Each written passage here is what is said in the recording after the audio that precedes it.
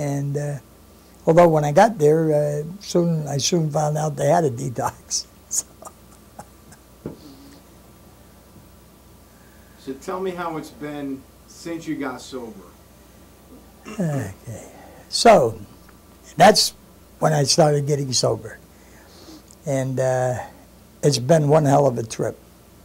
I know that when I was in detox or rehab, they asked me to go to Narcotics Anonymous meetings, and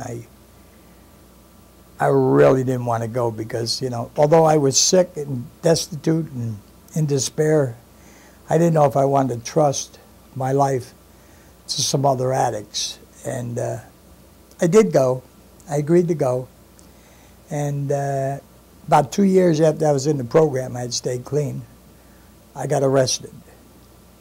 And up until that point in time, I was still, I'd say, on the edge of, you know, still using.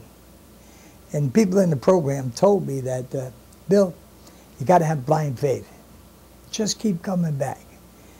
And I kept going back, and I was still angry. There was nothing had really changed. I was still an angry guy. I would go to meetings, kick chairs around, yell at people, offer people outside to fight. I didn't know how to handle my emotions.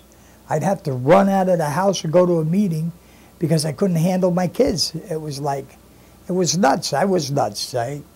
Anyways, I kept going to meetings, and I developed a support network, and I got a sponsor.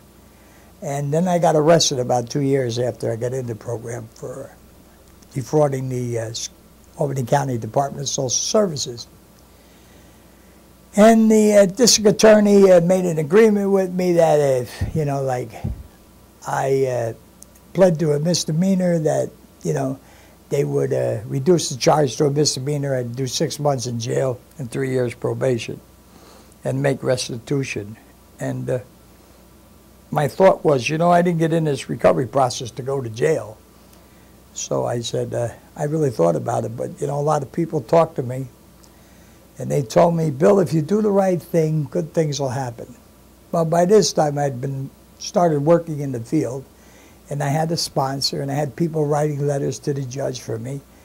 I was able to dig up about $1,600 cash, and I went to court, and I was prepared to face the consequences. And lo and behold, I went there, and an amazing thing happened. Judge said he read all my letters, that they were good reports from the community. He was glad I was doing so well. Did I have any money? I said, yes, I have $1,600. He said, is that all you could come up with? I said, yes. He said, well, case dismissed. And that was it. That was the beginning of my recovery. I bought into Narcotics Anonymous. I've been going to Narcotics Anonymous ever since. My life has changed. There's been big differences in my life in Narcotics Anonymous and recovery before. Before I came into Narcotics Anonymous, I never worked a day in my life before I came into recovery. And that's proven by my income from Social Security statements that they send you every year. And I didn't start working until 1987. And since then, I'm making a lot of money.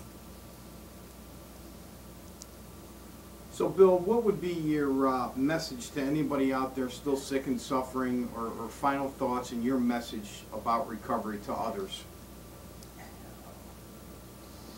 It's an interesting question. I would say that there's hope. Where there's life, there is hope.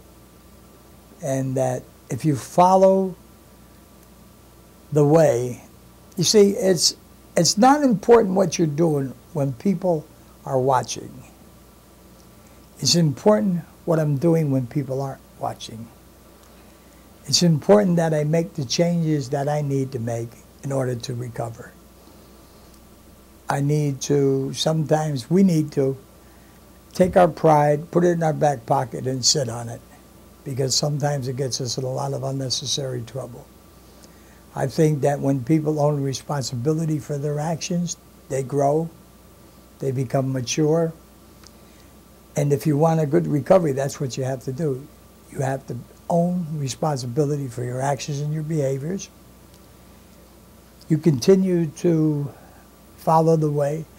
I'm a great one for self-help, Narcotics Anonymous, and somebody once told me that if I was to get 20 years in recovery, the best way for me to get 21 would be to continue doing what I did for the first 20 years. And how many years did you just celebrate? 24.